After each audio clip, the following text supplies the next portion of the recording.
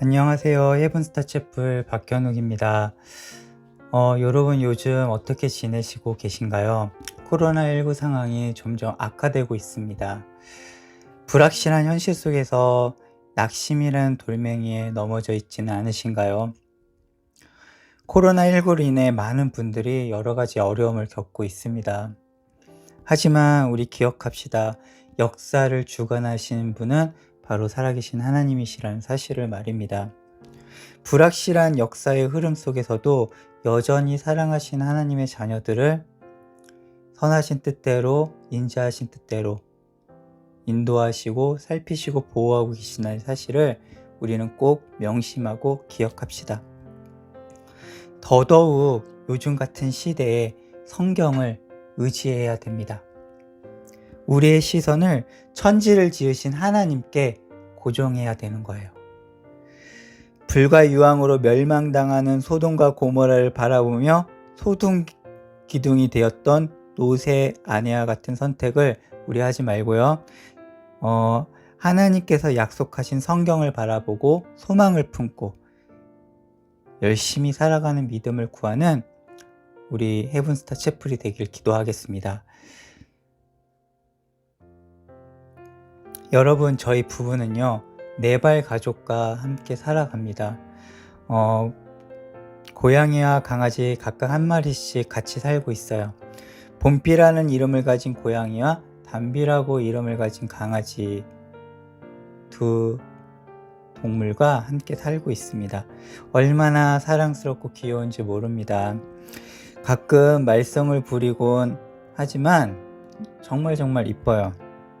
오늘은 4발 가족 중 갈색 푸들 강아지인 우리 담비에 대한 이야기를 잠깐 여러분들과 나눠보자 해요. 담비는요, 저희와 9년을 함께 살고 있습니다. 담비를 통해 얼마나 큰 위로를 얻는지 모릅니다. 동물들과 함께 지내면서 하나님의 말씀이 저희 부부의 삶을 녹이며 들어오곤 합니다.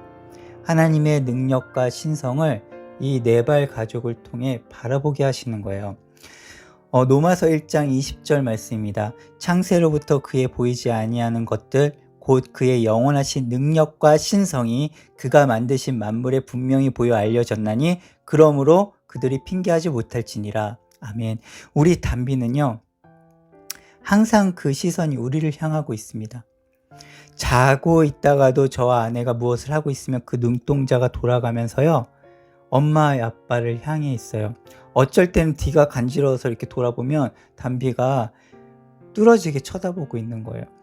하루 종일 밖에 나가서 일하는 엄마 아빠가 돌아오기만을 기다리고 또 기다립니다. 담비의 눈동자를 바라보면요, 이것이 그 안에 있어요. 절대 신뢰. 항상 주인의 곁을 떠나지 않고 주인의 모든 행동에 집중하는 우리 담비.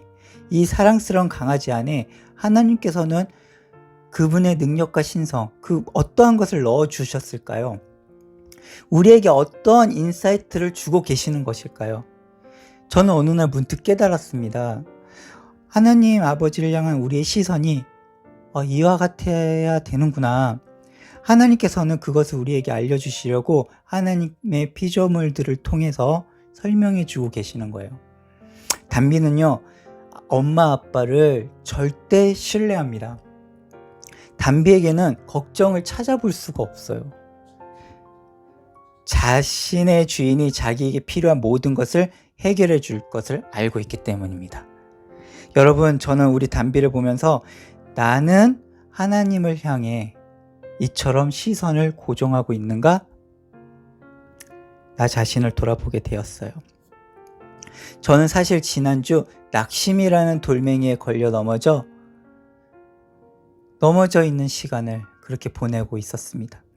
저는 제가 지난주에 경험했던 시간들을 정리하면서 여러분들과 함께 공감 에피소드 3번째 온유에 대한 묵상을 함께 나눠보고자 합니다.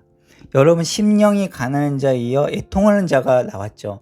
그리고 그 다음 바로 온유한 자로 이어집니다. 예수님의 산산수훈의 시작을 수놓고 있는 8목은 8가지 복은 시작과 끝이 서로 유기점이며 연결선상에 있다는 사실을 기억해 두어야 되는 것이죠. 따로따로 나누어진 것이 아니고 예수님의 가르침은 모두 하나의 키포인트를 향해서 연결되어 있습니다. 이것을 명확히 알아야지만 이 세상을 살아갈 목표가 생기고요. 목표를 이루기 위해 성령 하나님께서 선하신 뜻으로 우리에게 소망을 주시면서 하나하나의 목적을 이루어 가시기를 우리가 원하는 마음이 생겨나는 거예요. 무엇을 통해서요? 하나님의 말씀을 통해서 말입니다. 온유한 자는 복이 있나니 그들이 땅을 기업으로 받을 것이며. 아멘. 온유는 예수님의 성품이며 성령께서 우리에게 맺어주시는 열매이죠. 나는 마음이 온유하고 겸손하니 나의 멍에를 메고 내게 배우라. 그리하면 너희 마음이 쉼을 얻으리니. 아멘. 갈라디아서 5장 22절 23절은 성령의 9가지 열매를 소개하고 있습니다. 오직 성령의 열매는 사랑과 희락과 화평과 오래 참음과 자비와 양선과 충성과 온유와 절제니. 여기 온유가 나오죠. 성령님께서 맺으신 열매라는 거예요. 온유는요, 히브리어로 아나우입니다. 헬라어로는 프라에이스, 그 헬라어의 원형은 프라우스로 쓰이고 있습니다. 이 단어는 모두 이런 의미를 가지고 있어요. 겸손한, 온순한, 더 나아가 가난한, 괴로움을 당하는, 이런 의미도 내포하고 있습니다. 온유하다는 것은 겸손하다는 말씀이죠. 이 겸손은 우리가 지난번에 함께 묵상했던 신의 애미 기억하시나요? 말씀을 듣고 깨닫는 자를 말하죠. 신의 애미가 여기서 깨닫다. 이 신의 애미와도 연결이 됩니다. 말씀을 듣고 깨닫는 자가 마음밭이 좋은 자인데 30배, 60배, 100배 열매를 맺습니다. 이 열매에 대한 세부적인 묵상은 차후에 나누어 보도록 할 거예요. 오늘은 이 열매를 하나님의 사랑이라고 말씀드리겠습니다. 하나님의 사랑은 무엇이라고 말씀드렸죠? 바로 공감입니다. 우리가 계속해서 공감 에피소드를 나누고 있는데요. 누구에게 이 열매가 맺혀지나요? 네, 맞습니다. 바로 겸손한 자. 오늘 묵상하고 있는 말씀, 온유한 자라는 것입니다. 그렇다면 성경에서 말씀하고 계시는 온유, 즉 겸손이 무엇일까요? 정확한 라벨링이 필요하겠죠. 앞서 저는 우리 집 네발 가족 담비를 소개해 드렸습니다. 온유한 자는요, 심령이 가난한 자 그리고 애통한 자와 연결되어 있다고 말씀드렸죠. 그것은 어떠한 상황이라도 나의 판단과 경험과 세상의 소리에 집중하지 않고 온전한 신뢰를 주님께 드리는 것입니다. 무엇이요? 바로 온유한 자가 그렇다는 것입니다. 우리 집 담비는요, 걱정 1도 없이 온전히 저와 제 아내를 신뢰하고 그리고 사랑합니다. 어떠한 조건도 없이 말입니다.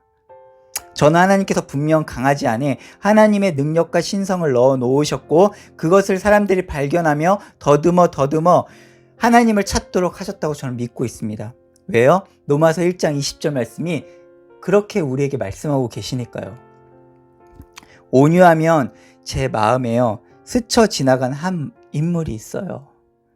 저는 이분의 삶을 통해 많은 도전을 받았고요. 여전히 제 삶에 공감으로 적용되고 있습니다. 이분에 대한 말씀을 읽어 드릴게요. 출애굽기 33장 11절 말씀입니다. 사람이 자기의 친구와 이야기함과 같이 여호와께서는 모세와 대면하여 말씀하시며 모세는 진으로 돌아오나 눈의 아들 젊은 수종자 여호수아는 해막을 떠나지 아니하니라.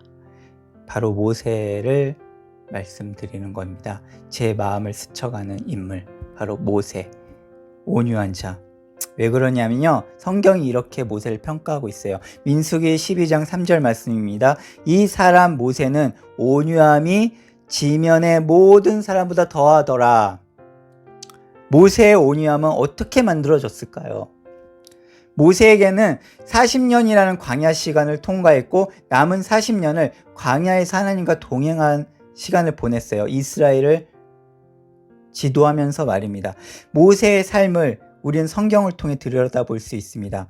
이스라엘의 지도자를 하나님께서 부르셨지만 진짜 지도자이신 하나님께 모든 일에 대해서 엎드렸으며 온전한 신뢰를 드렸던 인물이었습니다. 오늘 예수님께서 저와 여러분들에게 말씀하십니다. 온유한 자는 복이 있나니 그들이 땅을 기업으로 받을 것이며, 여러분, 온유한 자이십니까? 아니, 다시 한번 질문 드릴게요. 여러분은 온유한 자가 되기를 소망하시나요? 소망의 다짐은 좁은 길을 걷겠다는 다짐이며 날마다 자신을 부인하며, 다시 말해 십자가에 나의 자존심, 나의 경험, 나의 판단, 나의 재능 다 못 받고 주님께 온전히 주님만 바라보겠다는 나의 다짐을 말하는 것입니다. 저는 이 삶을 소망합니다. 그리고 늘 고백하며 기도합니다. 하지만 저는 낙심이라는 돌멩이에 넘어져 버리는 연약한 자였습니다. 저는 지난주에 낙심의 돌멩이에 걸려 넘어졌습니다. 코로나19 상황으로 앞으로 저의 미래에 대한 고민이, 저희 가정에 대한 미래가 저를 일어서지 못하게 만들었습니다. 말씀을 준비할 수가 없었습니다. 왜요? 저는 현재 온유한 자의 모습이 아니었으니까요. 제 인생의 문제가 아무리 크다 할지라도 모세가 당면했을 그 무게보다 크지 않았음에도 불구하고 저는 그 낙심의 돌멩이에 넘어져 있었어요. 모세는요, 낙심의 돌멩이에 넘어진 것이 아니고 그 돌멩이를 바라보지 않았어요. 누구를 바라봤습니까? 모세의 시선은 하나님께 있었어요.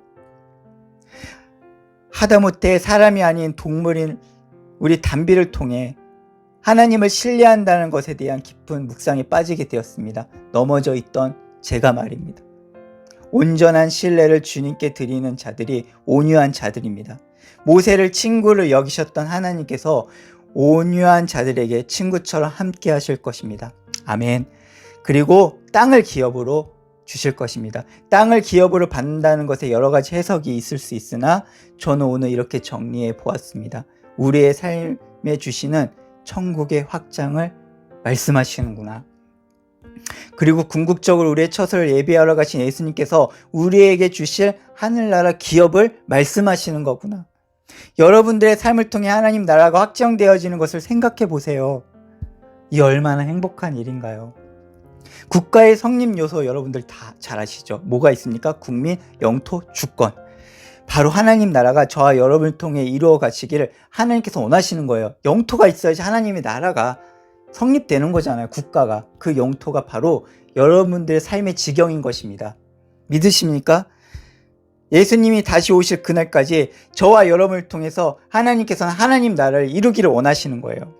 마라나타, 저는 세상의 현실 속에 갇혀 낙심의 돌멩이에 넘어져 있었지만 온유의 열매를 맺는 것이 하나님 자녀의 역할임을 깨닫고 기도하게 되었습니다. 성령님, 온유의 열매를 제게 허락해 주세요. 하나님께 온전한 신뢰를 드리며 나아가게 해주세요. 여러분, 저는요 오늘 말씀을 묵상하면서, 그리고 모세를 묵상하면서 찬양사역팀 희주일의 광야를 지나며 라는 찬양 가사를 떠올리게 되었습니다. 여러분들의 삶을 통해 천국이 확장되기를 소망하며 기도합니다. 우리 지금의 상황을 공감하신 하나님께서 우리와 친구 되어주시고요. 누구에게요? 온유한 자에게. 지금 상황을, 여러분들의 그 상황을 공감하고 계세요. 다 아시고 계십니다.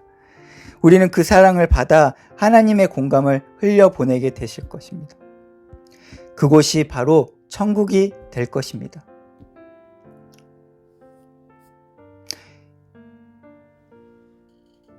한 주간도요,